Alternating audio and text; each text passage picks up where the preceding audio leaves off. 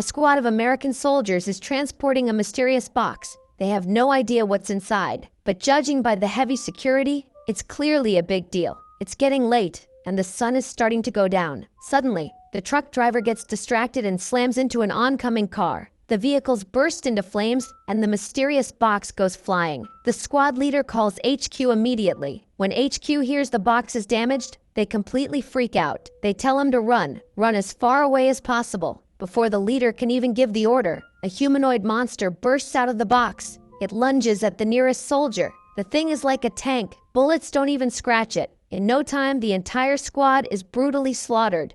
But then, the unthinkable happens. The dead soldiers open their eyes and stand back up. They follow the monster and stare at the bright lights of Las Vegas in the distance. Soon, the glitzy city turns into a living hell as the monster breaks in. The whole place is swarmed by bloodthirsty zombies. The military steps in, but it's too late. Even with all their firepower, the ground troops are wiped out. The locals fight for their lives, but they're no match for the horde. The government has no choice but to wall off the city and leave it for dead. Only a lucky few manage to escape, which is a total miracle. The government announces they'll drop a tactical nuke in 4 days to wipe out the zombies. They start clearing out the quarantine camps near the border. These are survivors from the city, being held to make sure the virus doesn't spread. Scott is one of those survivors. Since he helped save the Secretary of Defense, he's not stuck in a camp. But his life still sucks. He's flipping burgers at a local joint. That's when a casino tycoon named Bly Tanaka shows up. Tanaka tells him there's $200 million sitting in a vault beneath the Vegas Strip. He offers Scott $50 million to go in and grab it before the government nukes the city.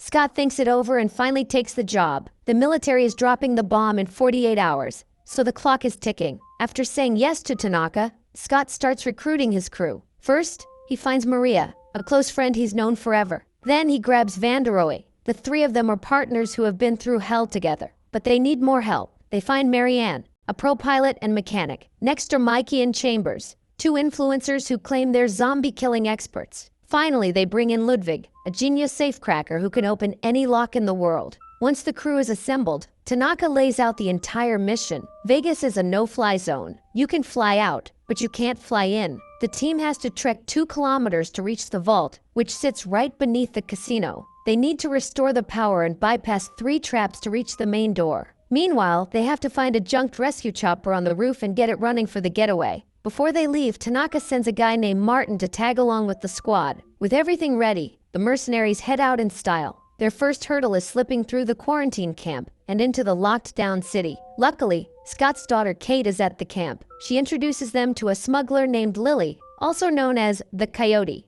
The night before, Lily smuggled Kate's friend Gita into the city to scavenge for valuables. Kate is furious when she finds out and insists on joining the team to find Gita. Led by Lily, Scott and his crew slip past the border and enter the ruins of Vegas. The city is a total wreck, but it's not as swamped with zombies as they expected. Most of the zombies stay out in the sun and dry up into shamblers, but that doesn't mean the team is safe. Suddenly, a zombie tiger appears in front of them, and everyone dives behind a car. Luckily, the tiger just prowls around and leaves them alone. Lily explains that it's a pet used to guard the territory.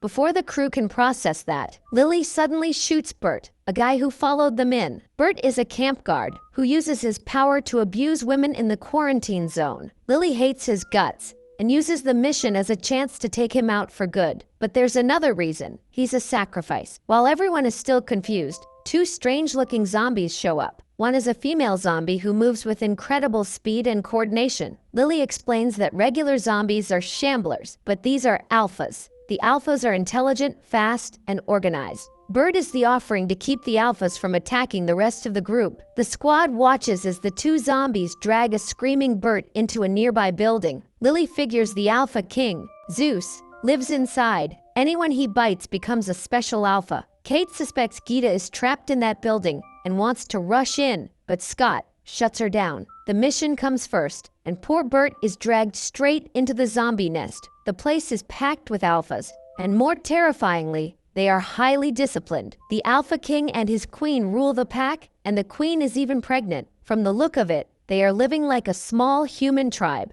Lily suggests they stay out of the zombies' sight so they don't piss them off. They decide to move through the buildings instead. Inside, the hallways are packed with shamblers, standing perfectly still. They're currently hibernating in the dark. Scott leads the way, moving as quietly as a ghost. Every few yards, he drops a glow stick to mark the path for the others. Martin, the guy Tanaka sent, finally starts acting up. When no one is looking, he kicks a glow stick right into a pile of sleeping zombies. Chambers, who is at the back of the line, follows the light and walks straight into the trap. She accidentally makes a noise, and the whole room wakes up. She turns out to be a total badass, gunning down dozens of zombies and carving a path through the crowd. But there are just too many of them. In seconds, Chambers is surrounded again with no way out. To end her suffering, Mikey shoots the gas canister on her back. It explodes instantly, and a massive fire swallows Chambers and the zombies. The rest of the team manages to lose the horde and reaches their destination. They enter the casino, clear out a few wandering zombies, and Scott starts handing out assignments. Martin jumps in and insists on patrolling the perimeter with Lily. He looks incredibly shady. He's clearly planning something. Maria drops Marianne off on the roof and heads back down. Marianne looks at the trashed helicopter and starts talking trash about how broken it is. She starts the repairs, but it's a total nightmare of a job. Meanwhile, Scott and his daughter Kate find the generator. They fill them with fuel, and suddenly, the power kicks in. The entire casino lights up, looking alive for the first time in years. In the basement, Vanderohe, Mikey, and Ludwig reach the vault. They make it past the heavy doors and use a zombie to trigger the hidden traps. Finally, they reach the safe, and it's time for Ludwig, the expert, to work his magic. Outside, Martin spots the zombie queen walking toward them. He's prepared. He fires a capture wire and pins her to the ground. After killing her guard, Martin does something brutal. He cuts off the queen's head. The queen lets out a horrific scream that is heard by the Alpha King back at the nest. Lily is absolutely shocked, but Martin doesn't give a damn. He smiles and tells her that this head is worth way more than the money. With it, the government can create a zombie army they can actually control. Things go south fast when the bad news arrives. The government decides to drop the nuke a day early. Their generous timeline is suddenly slashed to just 90 minutes. Scott and the crew rush to the vault, where Ludwig proves he's a total pro. He cracks the safe in just 30 minutes, just as they hoped. The vault is overflowing with cash. The team loses their minds with excitement for a moment before getting down to business.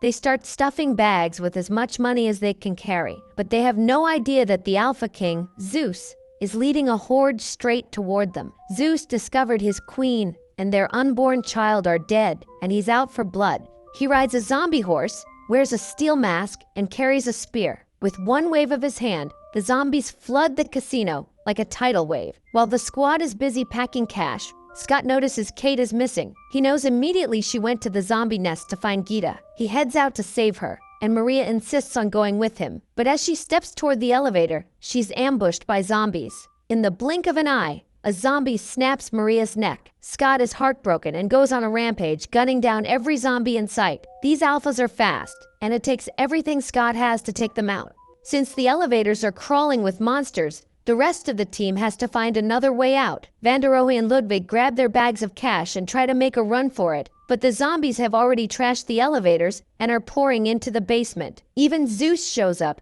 and the two men realize they're trapped. They open fire on Zeus, but his steel mask is bulletproof. When they run out of ammo, it turns into a brutal fistfight. Zeus is insanely strong and completely overpowers Vanderohe. At the last second, Ludwig steps up and shoves Vanderohe into the vault to save him. He sacrifices himself, using all his strength to lock the heavy door from the outside. Meanwhile, Scott's group tries to escape through a service tunnel, but Martin, the traitor, climbs out first and locks the hatch, trapping everyone else inside. He drops the act and tells Scott his real mission was always the Queen's head. He claims the head is worth 10 times more than all the cash in the vault. Martin reaches the lobby and opens his bag to gloat over his prize, but instead of a head, he finds a money-counting machine. It turns out Lily realized he was playing them and swapped the head earlier in the vault. Before Martin can even get angry, the zombie tiger appears. It's way more dangerous than the human zombies. Martin doesn't even get a chance to pull his trigger before the tiger tears him apart. Down in the tunnel, Scott doesn't give up. He grabs Vanderohe's circular saw and literally cuts a hole through the metal to get them out. The crew makes it to the casino lobby, but it's crawling with thousands of zombies.